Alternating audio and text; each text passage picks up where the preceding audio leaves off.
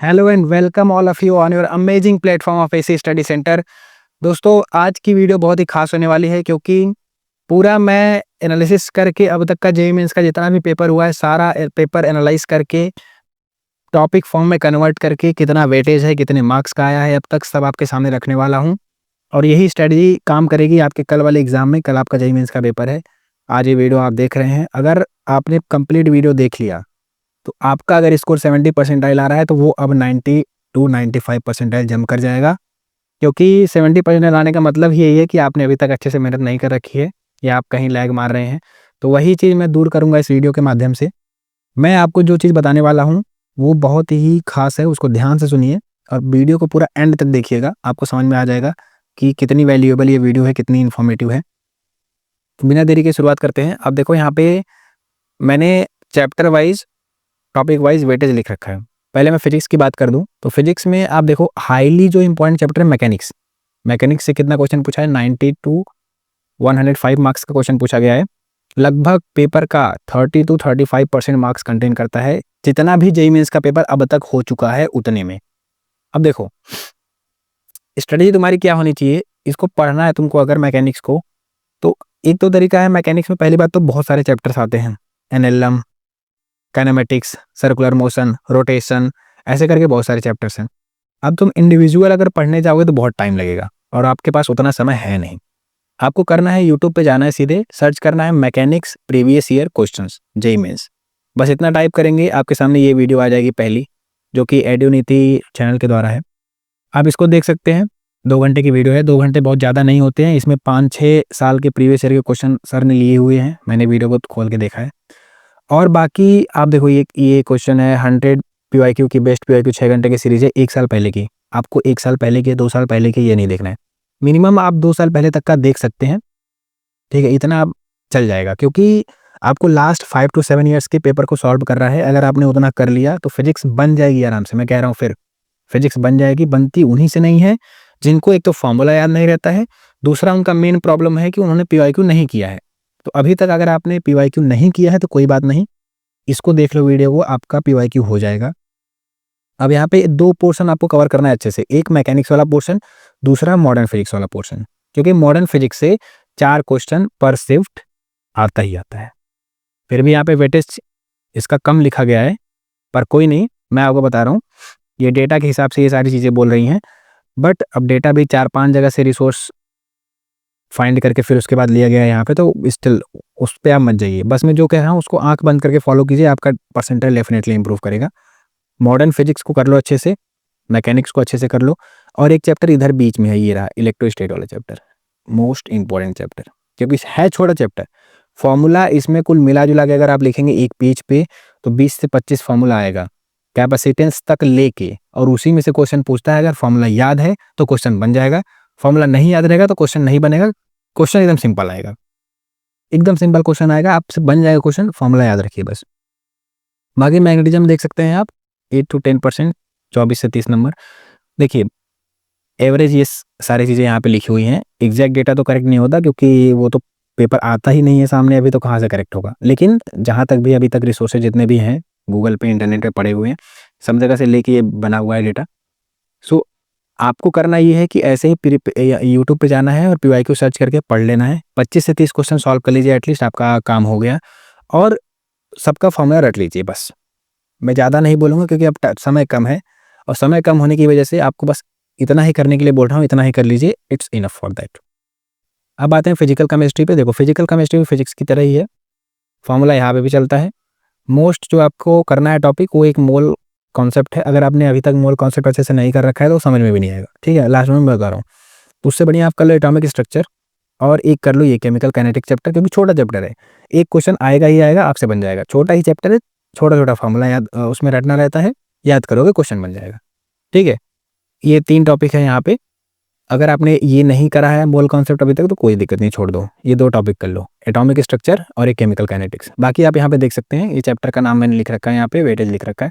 करना कैसे है, यूट्यूब पे जाना है, यहाँ पे यहाँ सर्च करना है atomic structure JEE Mains PYQ. चलो एक में करके दिखा देता हूँ आपको, atomic structure JEE Mains PYQ, ठीक है? ये रहा। अब यहाँ पे 32 वीडियो आ जाएंगी, बट आपको देखनी कौन सी, देखो 5 महीने पहले की वीडियो डली हुई है, इसको छोड़ो। 35 क्वेश्चंस PYQ एटॉमिक स्ट्रक्चर, ये लो आ गया, देख लो इसको, देख लिए बन जाएगा। एटॉमिक स्ट्रक्चर का क्वेश्चन है 35 क्वेश्चन। अब क्या चाहिए, 1 साल पहले का ही क्वेश्चन है। आराम से देखो वीडियो, क्वेश्चन सॉल्व करो, खुद से भी सॉल्व करना। ये नहीं कि ऐसे लेट के वीडियो देखे जा रहे, वो काम नहीं करेगा। खुद से भी सॉल्व करना, थोड़ा सा पेन यूज करना, हल्का सा, बस ज़्यादा नहीं, ठीक है, हल्का सा पेन यूज कर लेना, क्वेश्चन बन जाएगा आपसे। ऐसे ही आपको अप्रोच रखनी है। ऑर्गेनिक केमिस्ट्री की बात करें तो ऑर्गेनिक केमिस्ट्री में आपका GOC, अच्छा GOC क्लास 11th में है। GOC is the base of organic chemistry. अगर आपको GOC नहीं आता है तो आपको ऑर्गेनिक केमिस्ट्री समझने में बहुत प्रॉब्लम होगी। आधा ऑर्गेनिक केमिस्ट्री GOC में ही भरा पड़ा है। GOC इज बेसिक, बेसिक आता है तभी आगे का आएगा। ये अमाइंस वाला चैप्टर हो गया, अल्कोहल एल्डिहाइड फिनोल हो गया, एल्काइल एराइल एल्डिहाइड हैलाइड्स हो गया, ये सारी चीज़ें जो हैं यहाँ पे फॉर्मूला डायरेक्ट याद करना पड़ता है। सो ये रटने वाला टॉपिक है, थोड़ा सा टफ पड़ता है बच्चों को, बट अगर आपने किया हुआ है तो एक शॉर्ट नोट सर्च कीजिए यूट्यूब पे और गूगल पे सर्च कीजिए शॉर्ट नोट, नहीं तो PW के ऐप में जाइए, वहाँ भी शॉर्ट नोट मिलता है। शॉर्ट नोट निकालिए, शॉर्ट नोट पढ़ते रहिए, रटते रहिए लास्ट तक, जब तक आपका एग्जाम सेंटर में आप घुस नहीं जाते हैं उसके आधे घंटे पहले तक रटिए, बन जाएगा क्वेश्चन। घबराइए नहीं, पेशेंस रखिए बस। तो इसमें GOC बेसिक है, अगर आपको ये आता है तो बन जाएगा, नहीं केमिस्ट्री इन एवरीडे लाइफ पढ़ लेना। एक क्वेश्चन आएगा पेपर में, एक क्वेश्चन आता है इसका, आराम से बना लोगे आप। एमाइंस भी देखो 1-2 क्वेश्चन आता है, एक ही क्वेश्चन जनरली आता है इसका। अच्छा हाइड्रोकार्बन भी वेटेज वाला चैप्टर है, थोड़ा 1-2 क्वेश्चन इससे भी पूछ लेता है। नेमिंग पूछ लेता है, IPSC नेमिंग। एक चीज़ ध्यान रखना, ऑर्गेनिक केमिस्ट्री का जब PYQ देखना तो उसमें एक चीज़ पढ़ लेना, ठीक है। वो एक चीज़ जो है वो इधर मैं लिख दे रहा हूँ, IUPAC IUPAC नेमिंग, ये पढ़ लीजिएगा आप, ये इंपॉर्टेंट है। बाकी आप अगर कुछ नहीं भी करेंगे तो भी चलेगा, लेकिन IUPAC नेमिंग आप पढ़ेंगे, ठीक है, इसको पढ़ेंगे। उसके बाद बात करता हूँ अगर इनऑर्गेनिक की, तो इनऑर्गेनिक में आप नंबर उठा सकते हैं, क्योंकि यहाँ से नंबर उठता है। नंबर कैसे उठेगा, आपको PYQ सर्च करना है किसका, पीरियोडिक टेबल का, केमिकल बॉन्डिंग का सर्च करना है और कोऑर्डिनेशन कंपाउंड का। ये तीनों का बहुत ज़्यादा वेटेज रहता है, और यहाँ पे भी आपको दिख रहा है वेटेज 6 to 8, 8 to 10, 6 to 8%, ज़्यादा इसी का वेटेज रहता है। अगर आपने इसका PYQ लगा लिया 30 से 35 क्वेश्चन, उसी में से फंस जाएगा, उसी सेम कॉन्सेप्ट पे क्वेश्चन फंसता है एग्जाम में, अगर आपने लगाया है तो। मैं बार बार कह रहा हूँ, यूट्यूब पे सर्च करो PYQ, उसको रटो, लगाओ, पढ़ो, लास्ट तक पढ़ो, पढ़ते रहो जब तक पेपर नहीं दे ले रहे हो, वहीं से क्वेश्चन आएगा, उससे बाहर से क्वेश्चन नहीं आएगा। ये बात चल रही छोटा, देखो P ब्लॉक बहुत बड़ा चैप्टर हो जाता है, S ब्लॉक छोटा चैप्टर बट रटने के लिए बहुत ज़्यादा है, पता नहीं कहाँ से क्वेश्चन पूछेगा। इन्वायरमेंटल केमिस्ट्री, ये भी छोटा चैप्टर है, एक क्वेश्चन आता है यहाँ से। तो मेन आपको मोटा मोटी पढ़ना क्या है, देखो मैं ये फालतू चीज़ यहाँ से हटा दे रहा हूँ, देखो एक लो, ये लो हटा दिया, ठीक है। एक आपको ये करना है, पीरियोडिक टेबल, केमिकल बॉन्डिंग और कोऑर्डिनेशन कंपाउंड। पहले आपका 3 यही चैप्टर टारगेट होना चाहिए, उसके बाद कुछ करेंगे, पहले ये, ठीक है, उसके बाद कुछ। अब मैथ धुरंधर की बात करें अगर, तो मैथ में क्या सिस्टम चल रहा है कि पहले दिन तो इजी पूछा, थोड़ा सा लेंदी था, ठीक है, इजी था लेकिन लेंदी था, लेकिन उसके बाद लेवल बढ़ा दिया मैथ का, हार्ड के साथ साथ लेंदी भी कर दिया। अब मैथ का कोई गारंटी नहीं है, पेपर में गारंटी नहीं, अगर कितना भी आपने मैथ सॉल्व कर रखा है फिर भी गारंटी नहीं रहती कि वो पेपर बन जाएगा। आपके लिए ही नहीं, सबके लिए रहता है। तो इसीलिए परसेंटाइल देखा जाता है, JEE मेंस में परसेंटेज नहीं देखा जाता। तो अगर आपकी मैथ गड़बड़ हुई फिर भी कोई बात नहीं, 99 परसेंटाइल आ सकता है सिर्फ 2 सब्जेक्ट से, फिजिक्स और केमिस्ट्री से भी 99 परसेंटाइल आ सकता है। बशर्ते है कि आप कितना मेहनत करते हैं, समय दीजिए, आराम से बन जाएगा क्वेश्चन।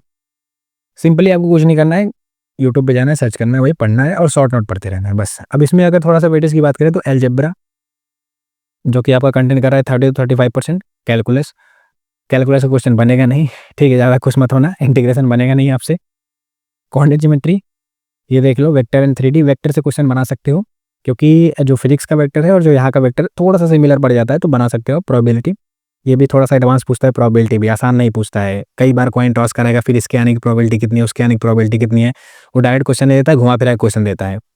तो यहाँ भी आप अगर थोड़ा सा ट्राई करेंगे तो बन जाएगा, हाथ पैर बहुत ज़्यादा मारना पड़ेगा मैथ में, लेकिन फिजिक्स और केमिस्ट्री में ईजी पड़ जाएगा, वहाँ पे थोड़ी सी मेहनत करेंगे आपका बहुत आराम से बन जाएगा। तो जहाँ थोड़ी मेहनत में ज़्यादा एफर्ट आ रहा है, अभी आपको वहीं फोकस करना है। ऐसा नहीं कि हम ज़बरदस्ती लड़ेंगे, और ये भी मैंने देखा है बच्चों को कि वो पेपर अटेम्प्ट करें डायरेक्ट मैथ का पहले ही। अब मैथ में ही टाइम ज़्यादा चला जा रहा है, एंगेजिंग है, और उसके बाद फिजिक्स और केमिस्ट्री जो आगे बन सकती थी वो भी आप छोड़ के आ रहे हैं एग्जाम में, तो ऐसा मत कीजिए। जो आने वाले पेपर्स हैं उनमें आपका यही मोटो स्ट्रैटेजी रहेगा, पहले फिजिक्स, केमिस्ट्री, फिर मैथ्स, ये आप चलेंगे। मैं थोड़ा-सा यहाँ पे आपको लिख के दिखा दे रहा हूँ। चलो, देखो स्टेप बाय स्टेप करना है, पहले फिजिक्स पे जाना है, फिर केमिस्ट्री, उसके बाद मैथ पे जाना है, ठीक है? पहले मैथ से शुरुआत नहीं करना है। सपोज़ करो फिजिक्स में आपने 10 क्वेश्चन बना भी लिया, ठीक है? 10 क्वेश्चन बना लिया, मैथ में आपने केमिस्ट्री में 10 क्वेश्चन बना लिया, मैथ की तरफ गए 0 क्वेश्चन। मान के चल रहा हूँ कुछ नहीं आता मैथ में, 0 क्वेश्चन। 10-10, 20 क्वेश्चन तो बनाना। अभी 20 क्वेश्चन यहाँ से बना, कुछ तो आपने मार्क एंड रिव्यू में रखा होगा क्वेश्चंस को। 4, 5, 6, 7, 8 क्वेश्चन कुछ होंगे ना मार्क एंड रिव्यू में, उसको बनाइए। बार-बार बनाइए, उसमें तुक्का भी मारिए अगर होता है तो। देखो, अगर सपोज़ करो आपने 8 क्वेश्चन रखे हैं मार्क्स एंड रिव्यू के लिए। चलो, ध्यान से देखो। मार्क्स एंड रिव्यू में आपने 8 क्वेश्चन रखे हैं। 8 में से आठों मारो, बनाओ, ठीक है? अब ऐसा है मार्क्स एंड रिव्यू तो कुछ तो आता होगा तभी सोच के तो आपने रखा है वहाँ पे, तो उसको बनाओ। गलत सही जो भी बन रहा है बनाओ क्वेश्चन। हम मान के चलते हैं कि 4 क्वेश्चन आपका यहाँ से सही होता है, 4 क्वेश्चन स्टिल रॉन्ग हो जाते हैं। तो 4 क्वेश्चन जो सही हो रहा है यहाँ पे आपको मिलेंगे 16 मार्क्स।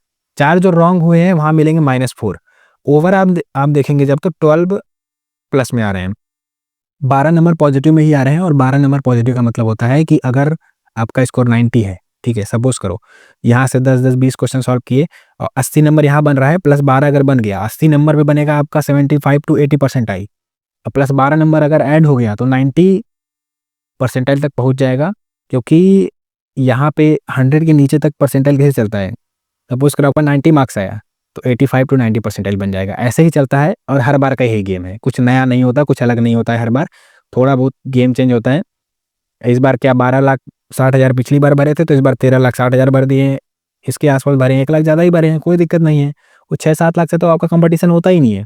कॉम्पिटिशन होता है आपका सीधे जो ऊपर के 4 लाख है ना स्टूडेंट, उनसे कॉम्पिटिशन होता है। ये नीचे वाले जो पड़े हैं ना बाकी के 12 लाख, 13 लाख, उनसे अब कॉम्पिटिशन कुछ नहीं है, कॉम्पिटिशन इनसे है। तो इसलिए पहले इस रेंज में आओ।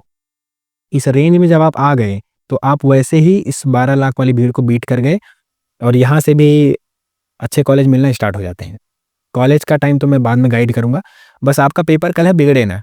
ध्यान से फिजिक्स के लिए ये बताया मैं, स्ट्रेटजी क्या रहेगी वही यूट्यूब पे जाओ, सर्च करो, पढ़ो, पढ़ो, अभी मैं बार-बार बोल रहा हूँ पढ़ो, फॉर्मूला रटो, लिख के रटो उसको, जितना रटोगे उतना ही अच्छा मार्क्स आएगा एग्जाम में। फिजिकल केमिस्ट्री हो गया, ये 3 चैप्टर ध्यान देना, और ऑर्गेनिक केमिस्ट्री में अगर आपने इसको नहीं करा है तो नहीं बनेगा। इस पे खैर मैं ज़्यादा बोलूँगा नहीं, जो चैप्टर आपने अच्छे से पढ़ा है उसी को बस फोकस कीजिए, उसी का पीवाईक्यू देखिए, बाकी वैसे कोई फालतू फंड का मतलब नहीं है। इनऑर्गेनिक केमिस्ट्री मैंने 3 चैप्टर दे दिया आपको, पहले इसे करिए, जितना इंपॉर्टेंट मार्क्स में दिया हूँ, पहले इसको करिए, उसके बाद कुछ और करेंगे। मैथ्स तो वो तो आपके ऊपर है, पता नहीं बनेगा कि नहीं बनेगा आपसे। बस मैं इतना ही कहना चाहूँगा, और all the best for your exams. अच्छे से प्रिपरेशन करके जाइए, अच्छा होगा सब, क्योंकि गॉड जो हमेशा करते हैं वो अच्छा ही करते हैं। तो बिना टेंशन के एकदम फ्री माइंड होकर एग्ज़ाम में जाइए, एग्ज़ाम दीजिए अच्छे से, और एग्ज़ाम देने के बाद में इस वीडियो से आपको थोड़ी बहुत हेल्प मिली कि नहीं मिली, वो चीज़ ज़रूर कमेंट में बताइएगा मुझे।